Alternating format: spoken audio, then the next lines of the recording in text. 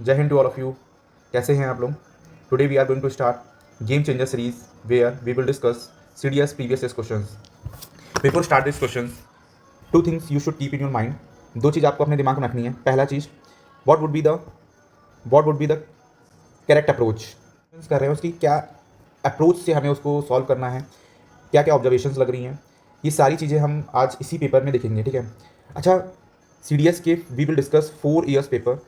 ठीक है, on the basis of observations, on the basis of elimination method, on the basis of approaches. ठीक है, 4 से 5 paper हम उसको डिस्कस करेंगे and then we will shift to the analysis part कि सी डी एस में जो क्वेश्चंस आ रहे हैं वो उसकी हमें एनालिसिस करनी है, so that we can tackle the questions in the upcoming examinations. ठीक है, सीडीएस में क्वेश्चंस रिपीट होते हैं। इवन यूपीएससी कंडक्ट एग्जामिनेशंस में क्या देखा गया है कि पेपर्स काफ़ी रिपीट होते हैं, थीम्स आर ऑलवेज रिपीटेड। ठीक है, तो इसी थीम्स को जब रिपीट होती हैं तो most of the aspirants have a difficulty to get the right analysis. ठीक है, तो इस चीज़ को भी हम अपना इंश्योर करेंगे इसी वीडियो में। ठीक है, the other 4 statements are given: signing of the Simla Agreement, Agra Summit between the India and the Pakistan, signing of the SAARC Charter at the first SAARC Summit, and India's first nuclear test. Which of one of the following is the correct chronological order of the above given?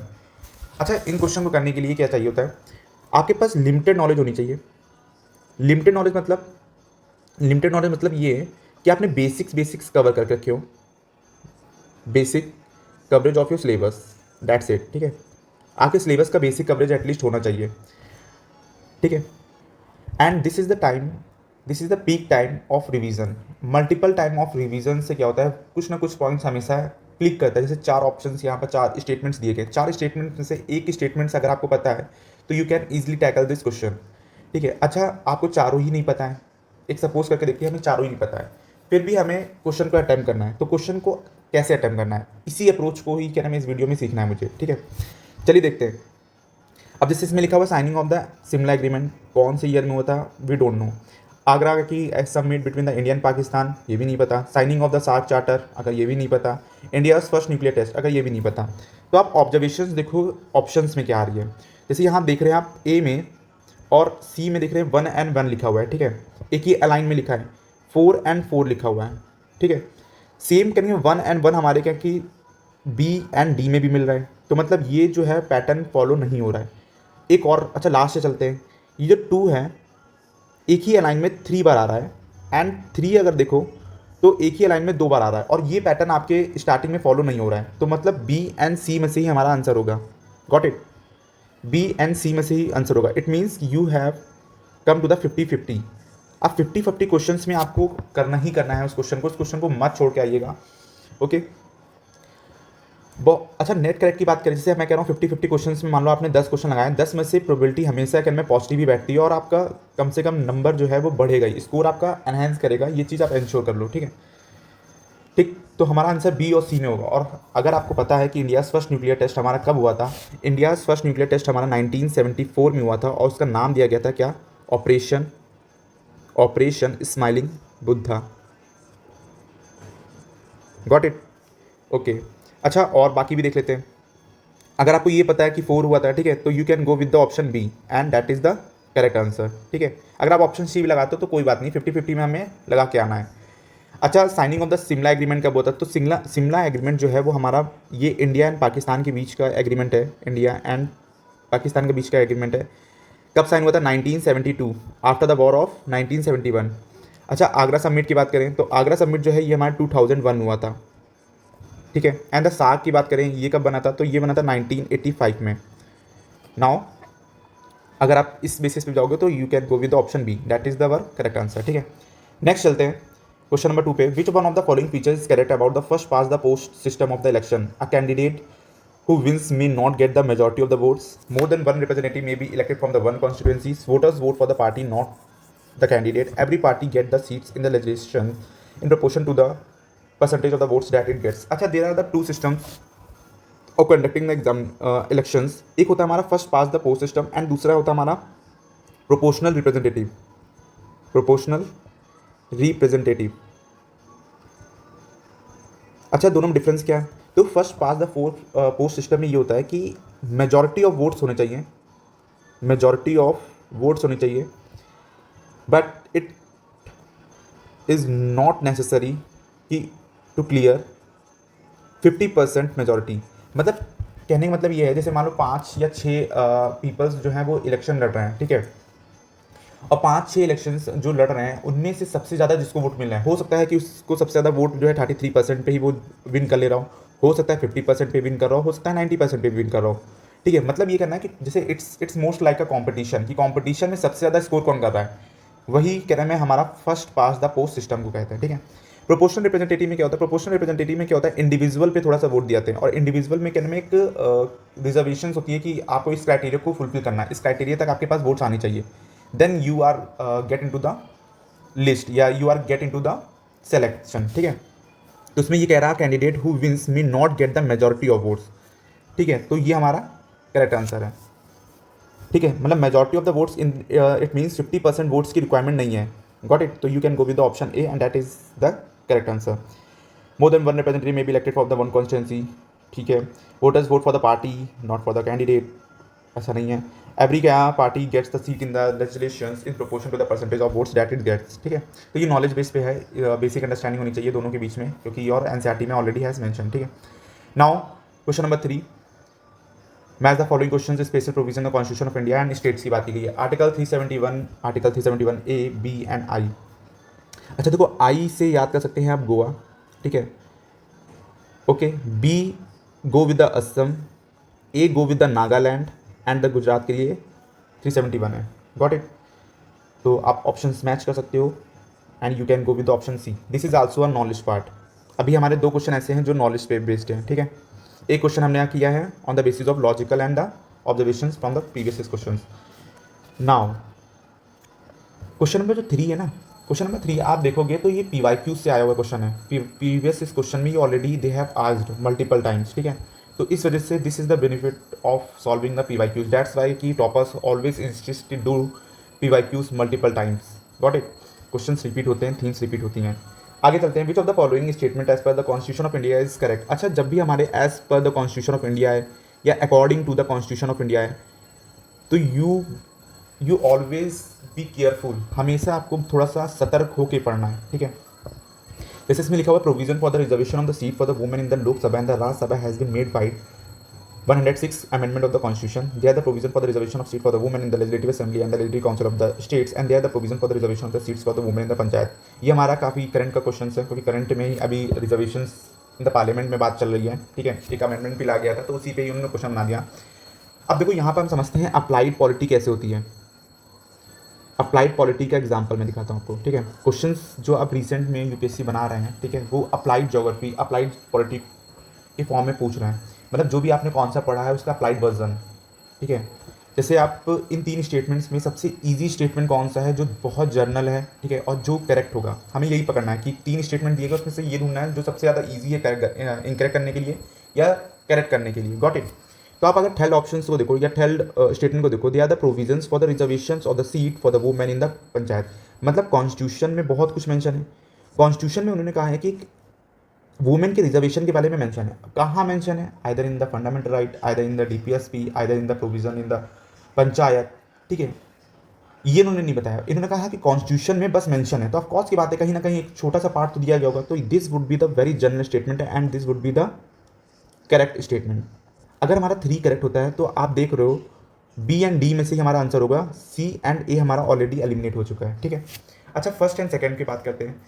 When ever you got the numerical number, ध्यान से सुनना, whenever you got the या you see the numerical number और factual statement, then it is mostly, I insist on that word mostly, it is mostly incorrect. वो क्या है? Mostly incorrect ही होगा, ठीक है। जैसे आप देख सकते हो पहला स्टेटमेंट यहाँ पर जो पढ़ेंगे हम, तो यहाँ लिखा हुआ है reservation for the women seats for the women in the Lok Sabha and the Rajya Sabha has been made by 106 amendment. 106 क्या है? एक न्यूमेरिकल वैल्यू है, तो this would be the our incorrect statement. अगर हम पहला काट देंगे तो ऑलरेडी हमारा A एंड C गया, ठीक है। Now here's comes a limited knowledge. Limited knowledge क्या है? जब भी आप कहने में पार्लियामेंट पढ़ते हो या स्टेट असेंबली पढ़ते हो, तो वहाँ पर रिजर्वेशन जो है वो हम लोकसभा पे देते हैं, क्योंकि लोकसभा में हाउस ऑफ द पीपल होता है, ठीक है। राज्यसभा में हाउस ऑफ द स्टेट होता है। तो राज्यसभा में कभी भी क्या है, रिजर्वेशंस नहीं दिए जाते हैं। Same with the legislative council. Got it. तो ये भी हमारा गलत होता है और पहला भी हमारा गलत होता है। We can directly reach to our answer D. अगर आपको पता है वेल एंड गुड, अगर नहीं पता है तो एटलीस्ट 50-50 में तो आप आगे हो, या तो बी होगा या तो डी होगा। तो हमारा आप इन दोनों में से कोई भी लगा सकते हो। Got it. नेक्स्ट चलते हैं। अच्छा, इसमें फिर हमारा क्वेश्चन आया हुआ, which among the following pairs of the subject and the list under the 7th schedule of the constitution of India is not correctly match. There 4 options are given, forest, concurrent list, taxes on the land and the building, insurance and census. ठीक है। अब अगर हम बात करें इस question को कैसे अटेम्प्ट करना है, मान लेते हैं आपने लिस्ट सारी नहीं पढ़ी, there number of lists and there number of topics, मतलब there number of things are mention. जैसे कि अगर मैं बात करूँ यूनियन लिस्ट में अप्रॉक्स 100 सब्जेक्ट्स मेंशन है, तो क्या आप 100 पढ़ोगे? ठीक है। स्टेट लिस्ट में भी कुछ नंबर ऑफ सब्जेक्ट्स हैं, आप क्या वो भी रटोगे? कंकरेंट में है तो क्या वो भी रटोगे? नहीं। इस क्वेश्चन को करने का अप्रोच क्या होना चाहिए, समझते हैं। अच्छा, आप एक चीज़ ऑब्जर्व करो, यहाँ पर यूनियन लिस्ट दी गई है, स्टेट लिस्ट दी गई है और कंकरेंट लिस्ट दी गई है। ठीक है। एंड कंकरेंट लिस्ट को इन्होंने 2 बार दिया हुआ है। वाई? अगर मैं कह रहा हूँ कि अगर मुझे कोई क्वेश्चन बनाना है और उसमें एक ही लिस्ट को 2 बार मेंशन करना है, तो ऑफकोर्स की बात है एक बार हम सही करेंगे और एक बार गलत करेंगे। Got it. एक बार हम सही करेंगे, एक बार गलत करेंगे। भाई इन्होंने कंकरेंट को 2 बार पूछा है और दोनों बार सही कर देंगे, तो फिर ये क्वेश्चन ही क्यों बनाएंगे? Got it. तो मतलब इन दोनों में से कोई एक बार तो गलत होगा ही होगा, या तो ए गलत होगा या तो डी गलत होगा। ठीक। अब यहाँ पर लगेगा कॉमन सेंस। सेंसस क्या होता है? सेंसस आपने हमेशा पढ़ा होगा 2011 वाला। ये कैसे होता है? ये हमेशा कहाँ पर होता है? सेंट्रल लेवल पे होता है। तो ऑफकोर्स की बात है हमारा आंसर डी होगा। यहाँ पर कंकरेंट नहीं जाएगा, यहाँ जाएगा यूनियन में। ठीक है, यहाँ जाएगा यूनियन में। अच्छा, अब यहाँ पर बेसिक नॉलेज भी लग रही है। 42 कॉन्स्टिट्यूशन अमेंडमेंट होता है, 42nd कॉन्स्टिट्यूशनल अमेंडमेंट एक्ट होता है, और उसमें 5 सब्जेक्ट्स को चेंज किया जाता है from the state to concurrent में। तो ये हमारा लिमिटेड नॉलेज लग गया और ये हमारा ऑब्जर्वेशंस। Got it. तो इसी अप्रोच से हमें क्वेश्चंस करनी है और this would be the game changer. आपका स्कोर कम से कम 20 to 25 मार्क्स बूस्ट करने वाला है after the completion of this series. Got it. तो इसको एक बार देखिए, 2 बार देखिए, एटलीस्ट 2 and 3 टाइम्स तो देखिए। जितनी बार देखेंगे उतना ही आप ये अप्रोच को, ये स्किल्स को सीखेंगे, ये ऑब्जर्वेशंस को सीखेंगे, and then you will be able to apply in the previous questions and the MCQs. ठीक है। Now question number 6, which of the following statement with reference to the preamble to the Constitution of India is correct? ठीक है। There are 3 statements are given. The word secular comes before the word socialist, the word justice comes before the word equality, and the word fraternity comes after the word liberty. अच्छा, preamble की बात करते हैं। Preamble से बहुत बार question आ चुका है। ठीक है, प्रीवियस क्वेश्चन में मल्टीपल टाइम्स पूछा गया है। तो प्रियम्बल्स में जब हम पढ़ते हैं तो उसमें लिखा रहता है, सबसे पहला आता है sovereign, we are the sovereign country. ठीक है। The second one is socialist. ठीक है, इसको भी ध्यान रखना क्योंकि हो सकता है यहाँ से भी आप क्वेश्चन बना दें। Socialist, secular, and the next word is Republic and the democratic. ठीक है, नहीं मैंने उल्टा बोल दिया है, पहले डेमोक्रेटिक आएगा एंड देन द रिपब्लिक आएगा। ठीक है, first one is sovereign, then socialist, secular, democratic and republic. ठीक है, sovereign, socialist, secular, democratic and republic. अच्छा, ये जो सोशलिस्ट और सेकुलर वर्ड थे ये पहले नहीं थे। ठीक है, इनको ऐड किया गया है 42 कॉन्स्टिट्यूशन अमेंडमेंट से। ये भी पॉइंट इंपॉर्टेंट है। ठीक है। अच्छा, यहाँ पर फिर बात की गई है सेकुलर, जस्टिस, फ्रेटर्निटी। तो पहला वाला देख रहे हो आप, सेकुलर जो है comes before the word socialist, इससे पहले आता है, नहीं इसके बाद आ रहा है। तो पहला वाला तो हमारा गलत हो गया। अगर हमारा पहला ही गलत हो गया तो आप डायरेक्टली देख रहे हो आंसर पे आ रहे हो। Got it. डायरेक्ट आप आंसर पे आ रहे हो, सिर्फ आपको इतना पता होना चाहिए, और ये प्रीवियस क्वेश्चन में पूछ चुके हैं। Got it. आपकी बार इन्होंने स्टेटमेंट बेस में पूछा है, उससे पहले उन्होंने क्रोनोलॉजिकली पूछा है। Got it. इसी अप्रोच से हमें पेपर्स को करने हैं। अच्छा, अगर हम बात करें कि सबसे पहले क्या आता है, तो सबसे पहले हमारा जस्टिस आता है। ठीक है, देन लिबर्टी आता है, देन इक्वलिटी आता है, एंड देन फ्रेटर्निटी आता है। इसको भी आप याद कर लीजिएगा। ठीक है, नेक्स्ट चलते हैं। Which of the following statement about the motions in the parliament of India is correct? There are 4 statements are given. A motion of the no confidence can be admissible against an individual minister in the Ministry of Council. A no confidence motion must set out grounds on which it is based. Rajya Sabha is not empowered to entertain a motion of the no confidence. A census motion needs not be based on the specific ground or the charges. इसका answer क्या होना चाहिए? Motions की बात कर रहे हैं, ये भी हमारा स्टैटिक का टॉपिक है। इंडियन पॉलिटी में पार्लियामेंट के चैप्टर में मोशंस के बारे में मेंशन है, तो ये हमारा नॉलेज पार्ट से ही हो सकता है क्वेश्चन। ठीक है, तो इसका आंसर हमारा सी है। Rajya Sabha is not empowered to entertain a motion of the no confidence. कितना इजी स्टेट क्वेश्चन आया हुआ है, नो कॉन्फिडेंस। अच्छा, ये क्वेश्चन पीवाईक्यू का भी है कि नो कॉन्फिडेंस जो है, नो कॉन्फिडेंस मोशन क्या होता है? नो कॉन्फिडेंस मोशन वो मोशन होता है जहाँ पर जब भी लोकसभा में ये पास होता है तो गवर्नमेंट ऑफ इंडिया या फिर हम क्या काउंसिल ऑफ मिनिस्टर को रिजाइन करना होता है, ठीक है। मतलब अगर हम लेमन लैंग्वेज से समझे तो इसका मतलब ये होता है सरकार का गिरना, ठीक है। अगर नो कॉन्फिडेंस मोशन पास हो गया है तो सरकार वहीं पर गिर जाएगी और फिर नया इलेक्शन होगा, ठीक है। नेक्स्ट चलते हैं क्वेश्चन नंबर 8 पे। इसमें part 4A of the constitution of India deals with which of the following areas. सबसे पहले आप ये बताइए पार्ट 4 में क्या है एंड पार्ट 4A में क्या है। अगर आपको ये पता है तो you can easily tackle this question, बहुत ईजी क्वेश्चन है। अच्छा, यहाँ पर आप देख रहे हो appointment of the members to the UPSC, ठीक है। Appointment functions of the UPSC, provision of the functioning for the state government. There is only option B, that is the fundamental duties. और फंडामेंटल ड्यूटीज हमारा part 4A में आता है। What it part 4 में क्या आता है फिर आप इसको कमेंट सेक्शन में मेंशन करिए, ठीक है। Next, the Durand line is the border demarcation that separate which of the following countries. अगर इस क्वेश्चन को मान लो नहीं आता है, ठीक है, if you do not have a knowledge और इफ़ यू आर कन्फ्यूज्ड, तो how would you approach this question. अच्छा, आप ऑब्जर्वेशंस लगाना है हमें ऑप्शंस में। अफगानिस्तान कितनी बार आ रहा है? 1 बार, 2 बार, 3 बार, ठीक है। पाकिस्तान 1 बार, 2 बार, ठीक है। Our answer is B. Got it. ये काम करती हैं। इंडिया पाकिस्तान के बॉर्डर का नाम क्या है? Red Cliff, okay, red Cliff. ठीक है, क्या हमें इसमें नॉलेज लगी? नहीं, सिर्फ हमें प्रोबेबिलिटी के बेसिस पे we can solve it. Next चलते हैं। Consider the following social movement, which of the following is the correct chronological order of the launch of the above social movement? Chipko movement, Bardoli Satyagraha, Satyashodhak Samaj. अब यहाँ पर लगेगा आपका कॉमन सेंस। अगर आपने हिस्ट्री एक बार पढ़ के रखी होगी तो आप कॉमन सेंस से सॉल्व कर सकते हो। अच्छा, चिपकू मूवमेंट ऑफकोर्स की बात है आफ्टर इंडिपेंडेंस हुआ होगा, ये मान के चले आफ्टर इंडिपेंडेंस।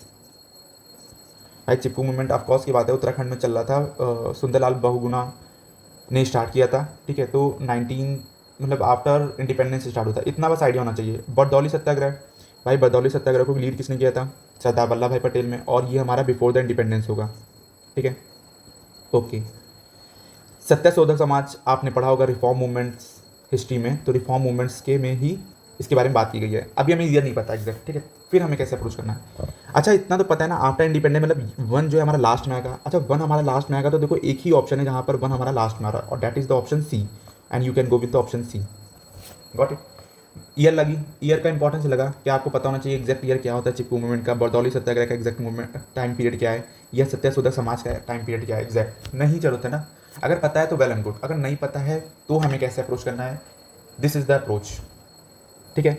और हमारा आंसर भी सही है। अभी हमने क्वेश्चन नंबर 10 क्वेश्चन किए हैं जिसमें कि हमारे अगर हम पॉलिटी के क्वेश्चन हटा दें तो जैसे क्वेश्चन नंबर 10, क्वेश्चन नंबर 9, ठीक है, क्वेश्चन नंबर 5, ठीक, एंड द क्वेश्चन नंबर 4, ठीक, क्वेश्चन नंबर 1, ठीक है, 1 2 3 4 5, 10 में से 5 क्वेश्चन अभी हमने ऐसे किए हैं जिसमें हमारी नॉलेज अगर नहीं है या बहुत ही लिमिटेड नॉलेज है या बिल्कुल भी आइडिया नहीं है, एंड देन फिर भी हम अपने 5 क्वेश्चन करके आ रहे हैं और बाकी 5 क्वेश्चन जो हैं आपके नॉलेज बेस्ड हैं।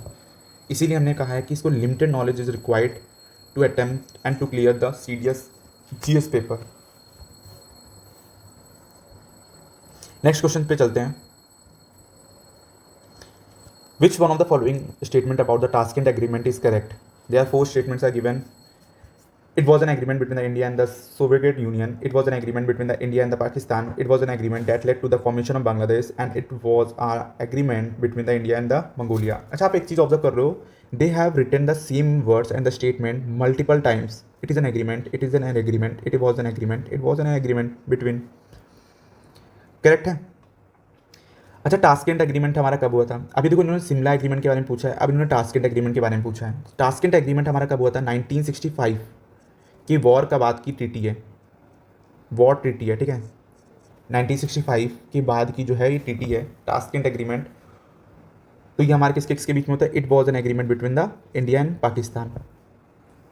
Is it clear? Is it clear? ठीक है, तो ये भी हमारा नॉलेज पार्ट लगता है, ठीक है। Next, which among the following is not a language listed in the 8th schedule of the constitution of India. अब देखो इसमें पूछा गया है कि इनमें से कौन सा नहीं है, कौन सा नहीं है। तो अगर आप देखोगे मणिपुरी, नेपाली, डोंगरी, तो हमारा एक नहीं है, वो है Gondi. Gondi is not listed in the 8th schedule. अच्छा, 8th शेड्यूल क्या होता है? 8th शेड्यूल में हमारे ऑफिशियल लैंग्वेजेस आती हैं, ऑफिशियल लैंग्वेजेस के बारे में मेंशन है, ठीक है। और ऑफिशियल लैंग्वेजेस में हमारे 3 अमेंडमेंट हुए हैं, 21, 71 एंड 92, ठीक है।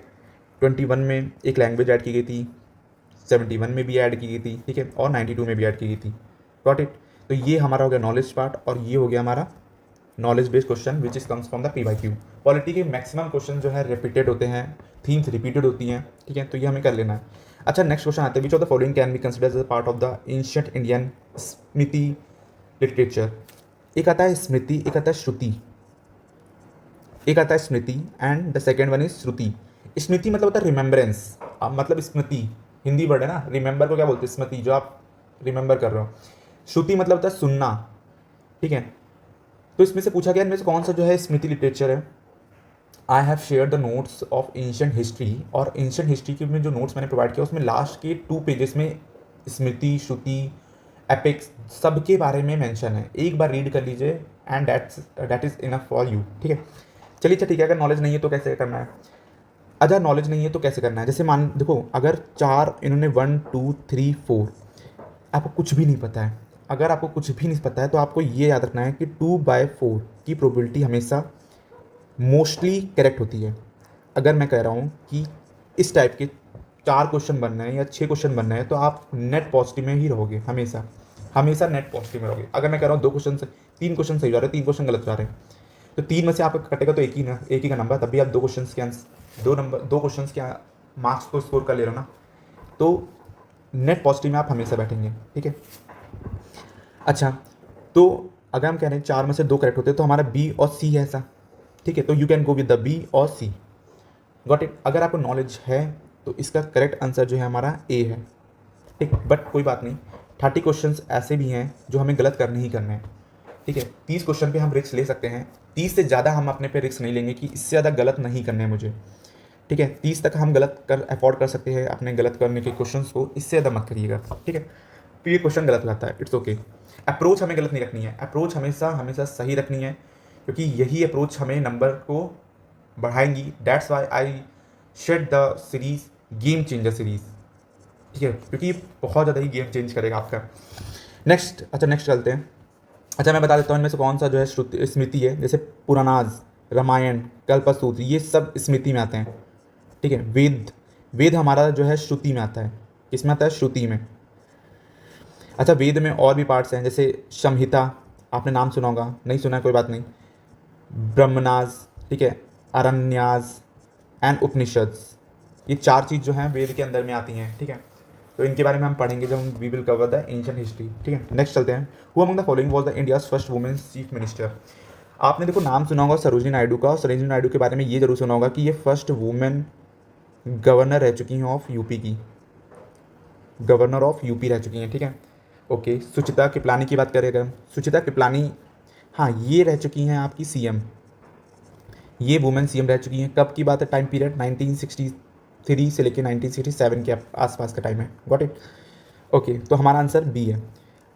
अगर आपको पता है वेल एंड गुड, अगर नहीं पता है तो you can skip this question. इस क्वेश्चन में हमें स्किप करना है, ठीक है। 10 क्वेश्चन ऐसे भी हमारे होंगे जो हमें स्किप भी करने हैं, तो ऐसे क्वेश्चन में कोई अप्रोच नहीं लगती है। अगर आप, मैं कहूँ, अगर इसको मैं फिर ये कहूँ कि नहीं सुचिता सरोजिनी नायडू और सुचिता के बारे में, सरोजिनी नायडू के बारे में यहाँ पे पढ़ा होगा, फिर बाकी फिर कौन सा फेमस है, तो नहीं, यहाँ पर कोई भी स्किल काम नहीं कर रही है, कोई भी ऑब्जर्वेशन काम नहीं कर रहा है, जस्ट नॉलेज बेस्ड, कि अगर आपको नॉलेज है वेल एंड गुड, नहीं है इट्स ओके, नो प्रॉब्लम, आपको स्किप करके आना है, ठीक है। अच्छा, विजय लक्ष्मी पंडित के बारे में हम जान लेते हैं। विजय लक्ष्मी पंडित के बारे में एक पॉइंट बहुत इंपॉर्टेंट है, she is the first women become the president of UNGA, United Nation General Assembly, ठीक है। पहली वुमेन प्रेसिडेंट रह चुकी हैं, कहाँ की? UNGA की। Got it. तो इनके बारे में ये लिख लेना। नेक्स्ट चलते हैं क्वेश्चन नंबर 15।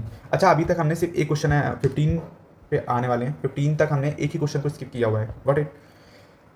और हमारा एक ही क्वेश्चन गलत हुआ है, ठीक है। अगर हम बात करें नॉलेज पे और ऑब्जर्वेशन पे, तो एक क्वेश्चन हमारा अभी तक गलत हुआ है, ठीक है। नेक्स्ट चलते हैं। Which of the following is the correct? C Rajagopalachari was the first recipient of the Bharat Ratna, okay, and the Pandit Deendayal Upadhyaya initiated the concept of integral humanism. अच्छा, इसमें से आपको कौन सा अगला स्टेटमेंट सही होगा, कौन सा गलत हो सकता है? सही वाला तो हमेशा सेकंड होगा। क्यों भाई? Pandit Deendayal Upadhyay, they are number of ample of eminent personalities, ठीक है, बहुत सारे पर्सनैलिटीज़ हैं। महात्मा गांधी, ठीक है, जवाहरलाल नेहरू, सरदार वल्लभ भाई पटेल, हो सकता है इनके बारे में आपने थोड़ा थोड़ा पढ़ा हो, बट पंडित दीनदयाल उपाध्याय के बारे में क्या आपने पढ़ा होगा? और क्या एग्जामिनर एक्सपेक्ट कर रहा है कि आपने बहुत कुछ उनके बारे में पढ़ा होगा? ऑफकोर्स की बात है, नहीं। They have do a multiple number of works, ठीक है, उन्होंने बहुत सारे काम किए। हो सकता है कि उन्हीं काम में एक छोटा सा पॉइंट इन्होंने ये भी मेंशन कर दिया हो। तो ये स्टेटमेंट को हमें सही लेके चलना है, क्योंकि बहुत ही ज़्यादा जनरल स्टेटमेंट है, हमें ज़्यादा क्वेश्चन नहीं करना है, अननेसेसरी क्वेश्चन नहीं करना है। Got it? ओके। अब यहाँ पे कह रहा है C Rajagopalachari was the first recipient of the Bharat Ratna. अच्छा, आप बताओ, भारत रत्न में सी राजागोपालाचारी का काफ़ी इंपॉर्टेंट पर्सनैलिटी है।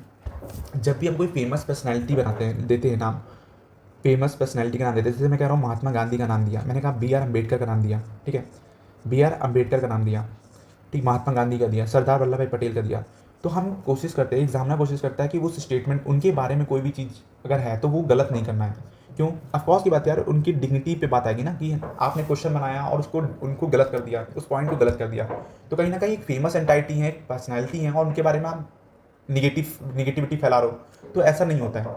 मोस्ट ऑफ द टाइम क्या होता है कि अगर कोई फेमस एंटाइटी है, उनकी कुछ कैरेक्टर की बात कर रहे हैं, उनके कुछ कैरेक्टरिस्टिक की बात कर रहे हैं, उन्होंने कुछ काम किया है उसकी बात कर रहे हैं, तो मोस्ट ऑफ द टाइम वो सही ही होता है। और अगर हम इस चीज़ को फॉलो करते हैं तो हमारा आंसर सी होता है, और that would be the correct answer. Got it? Got it? समझ में आई अप्रोच क्या है? सेकंड वाला हमारा जनरल स्टेटमेंट था, पहला वाला हमने इसलिए सही किया क्योंकि C Rajagopalachari is a famous entity, और फेमस एंटाइटी के बारे में एक स्टेटमेंट दिए गए कि ये पहले भारत रत्न, इनको भारत रत्न का रेसिपिएंट रहे हैं। तो ऑफकोर्स की बात रहे होंगे फेमस है। अब इनको हम गलत कर देंगे तो फिर निगेटिविटी फैल जाएगी, मतलब निगेटिव एक पॉइंट हो जाएगा इनके बारे में, तो ऐसा नहीं है, दोनों ही आंसर करेक्ट होंगे, ठीक है। अच्छा, अब आते हैं भारत रत्न, ये एक अवार्ड है, किसको किसको दिया गया था पहली बार? तो ये जो अवार्ड है हमारा इंस्टीट्यूट हुआ था 1954 में। कब हुआ था? 1954 में। और ये किसको दिया गया था? गिवन टू सी राजागोपालाचारी, पहला पॉइंट है, ठीक है। दूसरा कौन है? डॉक्टर एस राधाकृष्णा, ठीक है, and doctor C V Raman. नाम याद रहेगा, C Rajagopalachari, S Radhakrishna and the C V Raman. Got it? Next चलते हैं। Question number 16, which of the following pair of the institute and the location is correctly matched? Indian institute of the advance study, Indian institute of the public administration, Sushma Swaraj institute of the foreign service. Got it? अगर आपको पता है well and good, नहीं पता है तो you can skip it out. अच्छा, एक चीज़ और मैं बता दूँ, ये क्वेश्चन नंबर 16 जो है ये कहीं ना कहीं प्रीवियस इस क्वेश्चन में पूछा गया, ये 1 2 3 इनमें से कहीं आपको कहीं ना कहीं प्रीवियस इस क्वेश्चन में मिलेगा, ठीक है। तो क्वेश्चन वैसे ही बना हुआ है कि उन्होंने पूछी उनके हेडक्वार्टर्स या कहाँ पर हैं, उनके लोकेशंस कहाँ पर है। तो आप प्रीवियस इस क्वेश्चन अगर आप लगाया है तो वेल एंड गुड, नहीं लगाया कोई बात नहीं, ऐसे क्वेश्चन को स्किप करना है, ठीक है। वैसे इसका आंसर मैं बता देता हूँ, इसका आंसर हमारा ए है, 1 एंड 2 हमारे करेक्ट है और थर्ड वाला गलत है। क्यों? क्योंकि यहाँ पर नैनीताल नहीं है, वो हमारा न्यू दिल्ली में है। Got it? ठीक है। Indian institute of the public administration भी न्यू दिल्ली में है, और Sushma Swaraj institute of the foreign service भी हमारा दिल्ली में है। क्लियर? नेक्स्ट चलते हैं। अच्छा, इन क्वेश्चन को भी जो हम स्किप करें ना, इसमें से ये क्वेश्चन नंबर 16 है, इसको भी करने का तरीका है, लेकिन अभी मैं नहीं बताऊंगा। I will discuss after the 1 and 2 question. जब हमारे 1 and 2 question and previous question हो जाएंगे, देन आई विल डिकोड इसका ऑब्जर्वेशन क्या होगा, ठीक है। अभी मैं नहीं बता रहा, अभी को किस लिए नहीं बता रहा हूँ, आप कन्फ्यूज होने लगोगे, ठीक है।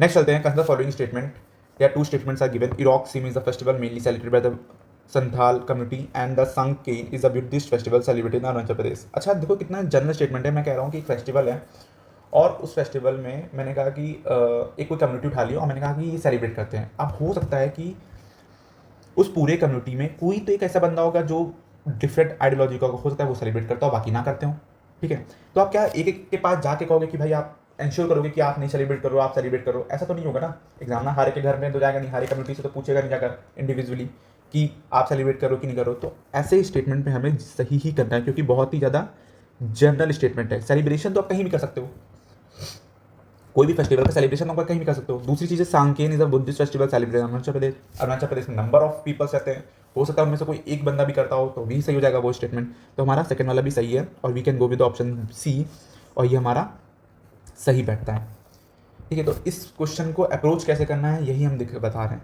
Got it? Next question number 18।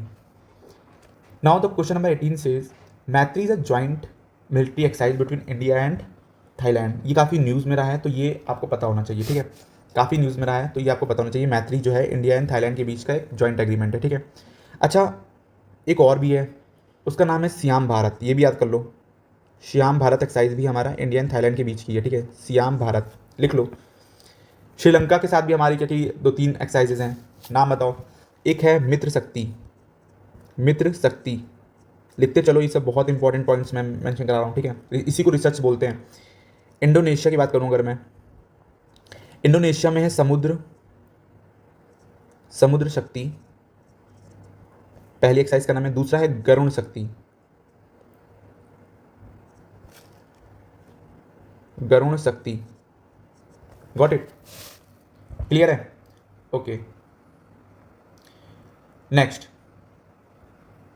which of the following criteria are specified for the granting special status, category status to the states in India? The first option is given statement, hilly and the difficult terrain, economic and the infrastructural backwardness, strategic coastal zone, sizable share of the tribal population। सबसे ज़्यादा vulnerable section point क्या mention है? Tribal population. Vulnerable मतलब जो सबसे ज़्यादा vulnerable है, जैसे कि मैं कहूँ अगर कभी भी स्टेटमेंट वनरेबल पॉपुलेशन के बारे में दिया जाए तो वो मोस्टली सही होता है। जैसे मैं कह रहा हूँ कि अगर चाइल्ड के बारे में दिया गया, चिल्ड्रन के बारे में कोई पॉइंट दिया गया, वो सही होगा। वुमेन के बारे में पॉइंट दिया गया, ये भी सही होगा, ठीक है। क्यों? क्योंकि these are the vulnerable sections. Minority के बारे में दिया गया तो ये भी सही होंगे। ट्राइबल्स के बारे में बात की गई होती है, ये भी सही होगा। ट्रांसजेंडर के बारे में बात की गई होती है, ये भी सही होगा। क्यों? क्योंकि these are the vulnerable sections. Got it. तो उनके बारे में कभी भी गलत स्टेटमेंट नहीं बनाएंगे। तो यहाँ पर ट्राइबल पॉपुलेशन है, करेक्ट है, ठीक है। स्पेशल स्टेटस की बात करें तो हिली एंड डिफिकल्ट टेरेन, हाँ ये भी बात सही है, ठीक है। तो 1 and 4 आ रहा है, देखो 1 and 4, 1 and 4, ठीक है। तो बी एंड ए हमारा कट गया, या तो हम सी होगा तो डी होगा, ठीक है। Economic and the backwardness, in backwardness, ठीक है। इंफ्रास्ट्रक्चर बैकवर्डनेस करेक्ट है, तो 2 भी हमारा सही हो जाता है। बचा 3, स्ट्रैटेजिक कोस्टल जोन। भाई strategic coastal zone is not the criteria, it not the vulnerable criteria I can say. भाई कोस्टल जोन होना तो एक गुड थिंग है ना, क्योंकि मिनरल्स का एक्सप्लोरेशन हो सकता है, और जब मिनरल्स का एक्सप्लोरेशन होता है तो वो स्टेट आपस अपने आप में एक थोड़ा सा डेवलपिंग स्टेट हो गया, वो वल्नरेबल, उसको फिर स्पेशल स्टेटस कैटेगरी क्यों देंगे हम, ठीक है। तो ये हमारा आंसर क्राइटेरिया में नहीं होगा। आप you can solve this by logic, इसीलिए मैं कह रहा हूँ लॉजिक से सॉल्व करना, और लॉजिक से हमारा ठेल्ड करता है, और अगर हमारा ठेल्ड करता है तो you can go with the option C and that would be the correct. अगर नहीं है कोई बात नहीं, 50-50 क्वेश्चन में हमें लगा के आना है। गॉट इट, 50-50 क्वेश्चन में हमारे लगा के आना है। Got it. नेक्स्ट चलते हैं। वो among the following the founder of the Congress socialist party, ये हमारा PYQ है, ये हमारा PYQ है, ठीक है। तो कौन है? आचार्य नारायण देव, और you can get the marks, ठीक है। ये हमारा PYQ है, कांग्रेस सोशलिस्ट पार्टी, आचार्य नारायण देव, और इनके साथ एक और भी होते हैं, जयप्रकाश नारायण, जयप्रकाश नारायण, ठीक है। अच्छा, मोतीलाल नेहरू ने क्या फाइंड किया था, जरा बताना मेरे को, कौन सी पार्टी बनाई थी उन्होंने? Just mention in the comment section, ठीक है। नेक्स्ट चलते हैं 21, the rule to determine the direction of the current induced in the coil due to its rotation in the magnetic field is. अच्छा देखो, एक चीज़ और याद रखना, वो याद ये रखना है कि साइंस में हमारे ऑब्जर्वेशंस अप्लाई होते हैं, बट इतने मैसिव स्केल पे नहीं अप्लाई होते, ठीक है। तो ये नॉलेज बेस्ड होते हैं ज़्यादातर, ठीक है। बट ठीक है, मैं ट्राई करता हूँ, अपना बेस्ट देता हूँ कि ऑब्जर्वेशन से लगाने की। जैसे आप एक देख रहे हो यहाँ पर राइट लिखा हुआ है ए में, और सी में राइट लिखा हुआ है, बाकी कहीं आ रहा है राइट, ठीक है। अगर आपको पता है तो वेल एंड गुड, नहीं पता है तो you can go with the option A and C, और सी हमारा आंसर करेक्ट है, ठीक है। नेक्स्ट, ये तो पता ही है एवरेज स्पीड कैसे निकालते हैं, तो ये इसका फॉर्मूला डायरेक्ट क्वेश्चन पूछा गया है, ठीक है। Linear moment of a particle is observed if, इसका करेक्ट आंसर क्या होगा? नेट फोर्स अगर हमारा 0 होगा, ठीक है। When a stone tied to the strings is built in a circle, the work done on it by the string is positive, negative or zero depend on the mass of the stone. 0, ठीक है। Next चलते हैं question number 25, ये numerical based है, इसको कर लीजिएगा, ठीक है। क्वेश्चन नंबर 26, ये भी हमारा न्यूमेरिकल बेस्ड है, इसको भी कर लीजिएगा आप, ठीक है। X ray can be deflected by the magnetic field, electric field by both, neither by both. Answer is D, ये हमारा बेसिक अंडरस्टैंडिंग का क्वेश्चन है। एक्सरे क्या है? इलेक्ट्रोमैग्नेटिक स्पेक्ट्रम में आते हैं, और इलेक्ट्रोमैग्नेटिक स्पेक्ट्रम की जितनी भी लाइट्स हैं वो हमारे डिफ्लेक्ट नहीं होती हैं, ठीक है। तो ये चीज़ भी हमारा आंसर करेक्ट होता है। नेक्स्ट, ये सब PYQs के क्वेश्चन है, ठीक है। In a simple astronomical telescope the object and eyepiece used respectively are, तो इसका आंसर भी डी है, ठीक है। नेक्स्ट चलते हैं। Twinkling of a star is due to the previous question reflection of the light, ठीक है। Van de Graaff generator generates, ठीक है, high voltage and low direct current, ठीक है। नेक्स्ट चलते हैं। Which one of the following metals is widely extracted by the electrolysis of the molten compound, science का question है और इसका करेक्ट आंसर इज सोडियम। ठीक है, कह रहा which of the following is not the property of the graphene, graphene की property नहीं है। Got it.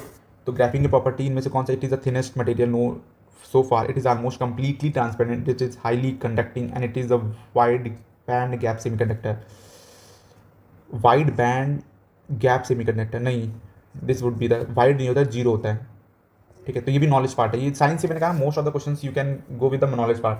अच्छा, why do the plastic not degrade easily, they have a strong ionic bond, they have a strong covalent bond, they have a strong metallic bond और they have high melting point. अच्छा, आप यहाँ पर भी देखो observation, they have a strong, they have a strong, they have a strong. ठीक है, मतलब आंसर 1 A B C तीन में से ही कोई होगा। Got it. यहाँ पे मेंशन किया गया बॉन्ड बॉन्ड बॉन्ड, ऑफकोर्स की बात है, क्यों सर नहीं होगा। ठीक है, क्योंकि कोवेलेंट बॉन्ड होता है। ठीक, चेक कर लेना, इन तीन में से कोई होगा। खैर आगे चलते हैं। Which of the carboxylic acid, इनका क्या होता है, COOH, याद आ रहा है, मैंने ये पता नहीं इंटर के टाइम में पढ़ा था, उसी टाइम से याद था, और इसका आंसर हमारा C होगा। कितना ईजी क्वेश्चन पूछते हैं कभी कभी। ठीक है, विच of the following statement is not correct for the benzene, तो इन्होंने देखो ईच कार्बन एटम्स है sigma with 2 other atoms, carbon atoms with a single bond of this 120, मतलब ये हमारा नहीं होगा answer. Delocalization electrons create a symmetrical cloud of the electrons above and below the plane। ठीक है, the length of the C and C bonds is intermediate between the single and the double bond and it has 6 isomers।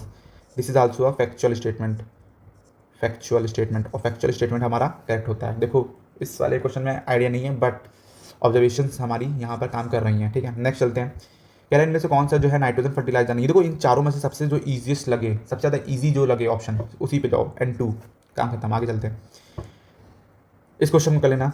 ठीक है, next चलते हैं। Variable oxidation number are possible for sodium, calcium, iron and lithium, तो वो होता है हमारा iron में। ठीक है, क्योंकि आयरन का क्या होता है, Fe2+, Fe3+। Got it. Next, which of the following gas smells like a रॉटन egg, सभी लोग इसके बारे में जानते होंगे, हाइड्रोजन सल्फाइड। ठीक है, अब इसमें से क्वेश्चन पूछा गया, कितना इजी है, केमिकल रिएक्शन है और पूछा गया एडिशनल है, डिस्प्लेसमेंट है, डिकम्पोजिशन है, डबल डिप्लेसमेंट है। भाई इसका देखो, इसके साथ जा रहा है, इसका इसके साथ जा रहा है, तो डबल डिप्लेसमेंट हो रहा है, आंसर इज डी।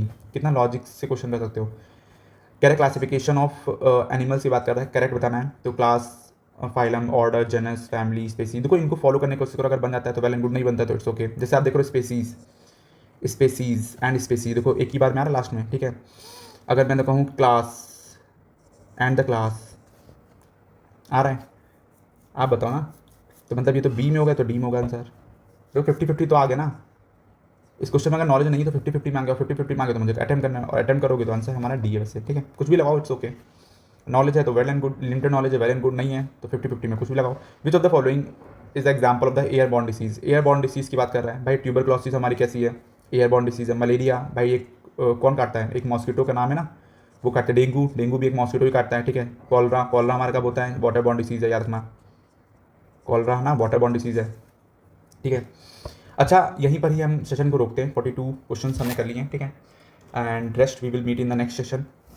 ठीक है, अच्छा करना क्या है, इसको मल्टीपल टाइम्स आपको देखना है। ठीक है, this is the most important series, this will really help you in boost your score card. Score card में कम से कम 25 से 30 मार्क्स बढ़ते ही बढ़ते हैं, मैं कह रहा हूँ।